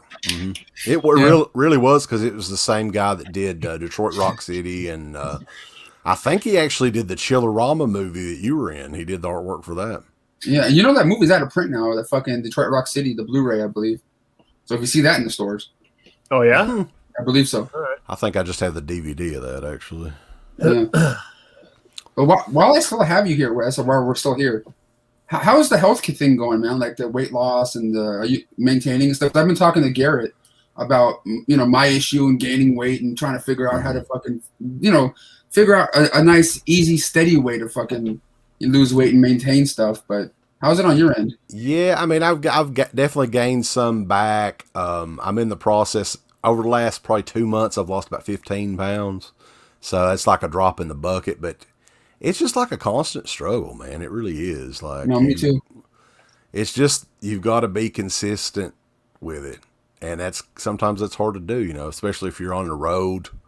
Like me, I work all the time. Meal prep, that's really hard to do. But yeah, I mean, I've definitely gained. I've probably gained about, from the lowest weight I've probably gained about 50 pounds back. Dude, from the lowest weight, I gained about a fucking 130, but then I knocked some down like, fuck. My lowest weight was like 198 or something like that, and then I'm sitting at 308 right now. But like 3 or 4 days ago, I was 315. So I'm just like, fuck. I'm not even doing anything crazy or extraneous. So Brendan, you have weight. noticed a change in the last couple months? Yeah. All right, that's good, dude. I was 3 months ago. I was 327, and now I'm 308 right now. But I give Wes ultimatums, so I tell him that that's why he just lost that 15 pounds, because I said I wouldn't stream with him until he loses it. So man, if I can get up in the morning and just take a really, really good dump, I can lose 5 pounds. yeah. No, but I said to Wes, I said, if you can lose 50, I said, you want to lose 15? He goes, yeah, I want to lose it. I said, all right, well, if you lose it, I'll get Wet Movie to come on. So look at. Yeah, I would have came on anyway. I'm just saying, that's what I said. He just hit. I give him ultimatums, and he listens. Yeah, and if I lose another 15 pounds, we're going to get Cool Duder on here. Right? Yeah. Good luck. That's why I've come in. I'm the Tony Stark. What I'm going to do is I'm just going to kind of get everybody together. I'm going to kind of bridge the gap with everybody and make this one happy-go-lucky community with everybody. Yeah, the thing is, I've been listening to Dead Pit for the longest time, man. Like, I'm even a fucking supporter on the Patreon. I mean, I'm not like the top tier guy or nothing, but like I'm sitting there, like listening to the podcast and shit. There's like this one that they dropped recently that was always been one of my favorite like midweek obliterations when there was like talking shit back and forth, Uncle Bill and CK. You're like, fuck you, eat a big bowl of dicks. It's like just them going back and forth is fucking amazing, dude. Oh boy. Yeah, we kind of got in a fist fight there towards the end. Or I think it's what it sounded like. I don't know. I don't remember. Now here's a good question if you want to get into that, because I remember all that too, where you guys would kind of go back and forth. Now, was that just all in gimmick, or was there some like aggravation back and forth for real? Uncle Bill, to be honest with you, like for, I would say the last 5-6 years, it was a constant struggle to get him to, commit to doing an interview, commit to doing a show or whatever. But what's crazy is now, sometimes he can't because he's got like 18 kids.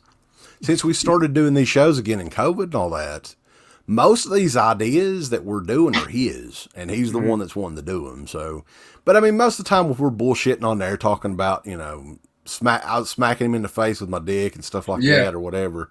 It was just fucking around. I don't think that I have ever got into a legit fight with him ever. But I mean, that's good considering you guys were so close, and also you guys were trying to do this thing together. So it's nice that you didn't, Yeah, I mean, go ahead. Sorry. Do you think when COVID's like, when the world's sort of back to normal again, you guys will still be semi-consistent with this, or you think everything might just change again? I don't know, man. I mean, I was going to do something anyway. Yeah. Really what I'm doing on that midweek obliteration show is what I wanted to do with just the podcast. I was wanting to have somebody else on there every week and just kind of short, talk about a couple things here and there. So I was going to do it anyway. I honestly think it'll continue for a while. I mean, unless we get burnt out again, which I'm not going to get burnt out at this because the way that everything works now is it's so easy to put everything up. I can edit shows from my phone or any computer, the computer at work. These live streams are just fun, The thing that I really didn't enjoy was having to edit the shows, get all the interviews. I hated doing interviews, man, really. I mean, once I was in the, interview itself, it was fun, but the lead up to it, I've got bad anxiety. I've always been that way. So I didn't really look forward to any of those interviews, man. When we interviewed John Carpenter, I was like dreading it for a week because I was so scared. I was like, he's my favorite filmmaker of all time.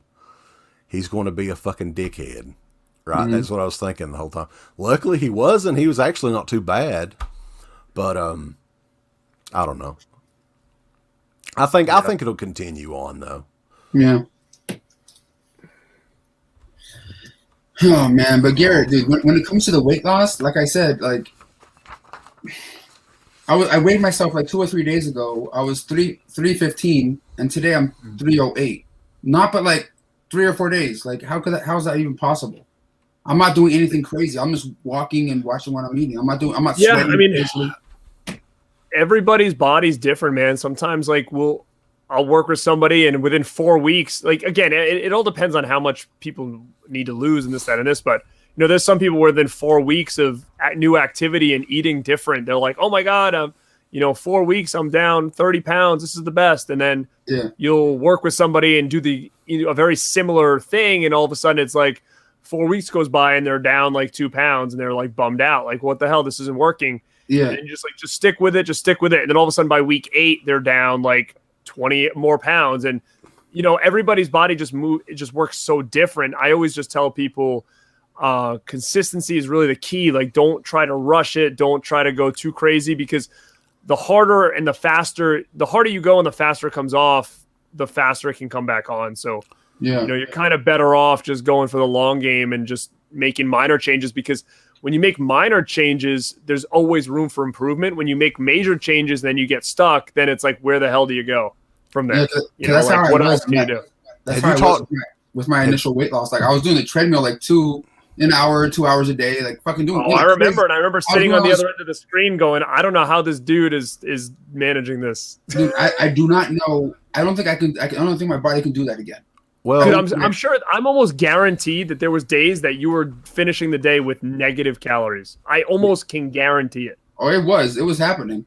It was because you were probably eating like 1,000, but then you were burning like 3,000, like 1,500. Yeah, like there was days I think you were like negative calories. I remember like watching it, and I'm thinking to myself like, I don't know how the hell this guy's even walking around every day. No, dude, I was passing out. I started blacking out on myself, dude. It wasn't remember good. Dehydrated, yeah, man. Because like, I was talking to my doctor about it. I was like, how much is a healthy amount to lose a month? And he's like, no more than 10 or 15 pounds.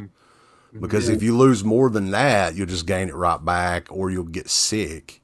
You'll get dehydrated or whatever. Dude, I was losing like 20, 25 pounds a month for like, it was, like 15 to 25 pounds. Like, it was fucking insane how it was. I'm like, what the fuck? But then, you know, what happens too is like, because you've seen that happen before, your expectations is to see that again. And then you just, you know, when you don't, I'm sure a part of you is like, well, what the hell am I doing all this for? Or, you know, is it even worth it? But like I said, the best case scenario is small, consistent changes over time. So small, consistent changes over time will lead to big results. I'm still getting 10,000 steps in a day, or I'm trying to. Like, now, I'm impressed by the amount of walking that you're doing, to be honest with you. So keep going, and because you'll at least have you know, when you get to that point where you need to make a little bit more changes, you have the room to kind of do it. So ride the wave while you can, man. You know. Fuck it. I'm just gonna keep pushing it. Fuck it. See what happens. The tiger, baby. Yeah. So, one last thing that I had on here, and then if you guys got anything else, I just thought this was fucking hilarious, this list. And I know we've talked about Rob Zombie to death, but, you know, if I see something that just piques my interest, it just makes me want to go, Rob Zombie, yeah! Mike Sprague was the guy's name that did this list on Dread Central. And I'm just fucking confused, guys, with this list. So he did Rob Zombie's movies from best to worst, worst to best. Hey, when did he do this? I think it was just today or this Oh week my God, he saw our video. Yeah. The order of, I don't know. There's a couple on here I kind of agree with. We'll just go through them real quick here and see what you guys say. He says, if you guys were to pick the worst Rob Zombie movie ever, which one would it be? 31. I can give a fuck about any of them, but only like fucking House of a Thousand Corpses and Devil's Rejects are the only ones I really give a fuck about. The other ones... You know what? I'm even going to say, I don't know. I think 3 from Hell could be the worst. I think that and 31 at the bottom, too. You're going to be fucking, he's got Halloween 2 as the worst Rob Zombie. Well, I mean, I didn't like it, but I wouldn't say it was the worst. Hell no. Number 7 is 31. So that's not, it doesn't get that arguable yet. Okay. Yeah. Number 6, worst movie. House of a Thousand Corpses. Yeah, I understand that. Yeah. That's surprising. Where's 3 from Hell? Like up top. Yeah. Did he just watch it yesterday and it's the only one he can remember or something? I don't know. Number 5 was Lords of Salem, which is also kind of surprising. Everybody likes. He must jack off to the haunted world of El Super Beasto because that was number 4. Oh hell yeah! Yeah. You know what? I tried to watch it again. It wasn't as good as I remember. It doesn't hold up well. I feel like I think that the time is so different in 2021 that you're not looking at things the same way. Yeah. I'm not gonna say it was horrible, but I'm gonna say I don't remember. It's not as like entertaining and funny as I thought it was when I was, 20 something years old. Number 3 is Rob Zombie's Halloween. Number 3 best Rob Zombie movie of all time. Okay. Number 2 is 3 from Hell. The second best Rob Zombie movie ever. What? Oh my God. I'm like, what? Yeah. But Devil's Rejects, I would agree Devil's Rejects is probably the best one. But that's the only person I've ever seen that actually liked 3 from Hell. Yeah, I would have to say, if I had to list them really quick, I'd probably say Rejects, Corpses, Halloween, Halloween 2, Lords of Salem, Beasto, 3 from Hell, 31, probably. If I had to order them. I'm not trying to put that shit in order. I don't give a fuck. Yeah, I only like 2. I only like the 2 of them. The other ones get dick. Yeah, I would say Rejects is the best one. The other ones, Lords of Salem's kind of underrated though. Did you get up on that soundtrack from Mondo or whatever soundtrack? Was that one Salem? No, that was the wooden box that was $300. I didn't get in on that. Oh, come on, man. You can resell that shit for like 600 later on. Well, I mean, it sold out like instantly. It was gone the second because they only had 20 of them, I think. Oh, that was it? Yeah. Shit. Okay. 20, yeah. Rye, the horror guy, real quick on here, wanted to know how me and Uncle Bill met. We have always known each other. His mom and my dad worked together, so we were in the nursery together. The good old tugboat. Toot toot. So yeah, I mean, we've always known each other. I don't think we got real close until maybe high school. We realized that we liked exactly the same shit. Mm-hmm. We liked wrestling, 80s heavy metal, horror movies, and we still kind of like the same. Yeah, I was gonna say that's what I like too. Still. So let's see. We got anything else on here? Ken Carlson's asking where you could get a nice replica of Jason Patrick's sunglasses from Lost Boys. Well, Garrett would know. I don't know actually. I've actually never looked for that, so that's actually interesting.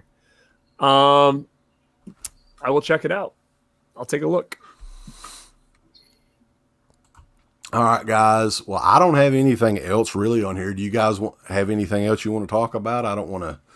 I know it may be getting late for Garrett. I know it's still, 8 o'clock, 8:42 where you're at. Yeah, I'm cool. I'm just going to have to get on my last walk of the day to get my 10,000 steps in because I'm already at this guy. He's going to work out now. 7,200. It's not workout. I just waddle my fat ass. I've actually got to do a virtual fitness class tomorrow at 9 a.m. Oh, hell. Wow.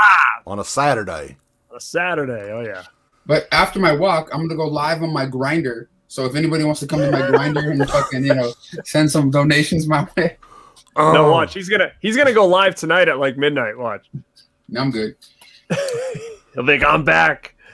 Well, guys, I appreciate you both joining me on here. Brandon, we will have to do it again, man. It's always good to talk to you, and it's been a while, and you've gotten like a few 100,000 subscribers since then, so it's sort of a big deal. Yeah, not really, but okay. No one gives a fuck about my shit. Oh, shit. Come on. Yeah. Like I said, I've been watching you since I was like living. I was still living at home, and when I was in my mid-20s, watching you, dude. You know?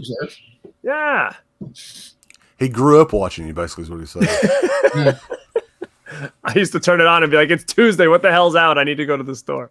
Yeah. But yeah, I mean, we appreciate everybody checking it out, and Garrett's channel. If you ain't checking it out on there, go to Born to Be Rad, the number 2. Check that shit out and get him some more subs over there, and subscribe to Dead Pit as well. Damn it, Dead Pit on Patreon, motherfuckers. Check it out. Thanks, brother. Thank you, guys. all right. And then Wet Movie 1. We all know him. Yeah, it's all good. Oh, and fuck you, Uncle Bill. Fuck you. Okay. I invited Uncle Bill. He didn't show up. That bitch. All right. He's just coming on and just roasting everybody. All right. Well, we will do it again soon, hopefully. I think Garrett and I are doing the Blob soundtrack. Commentary. Blob commentary a week from tonight, so that'll be fun too. So yeah, man. check that out. Yeah. It's been a while. All right. Hey, guys. Thank you. .com. See y'all. Thanks. Bye.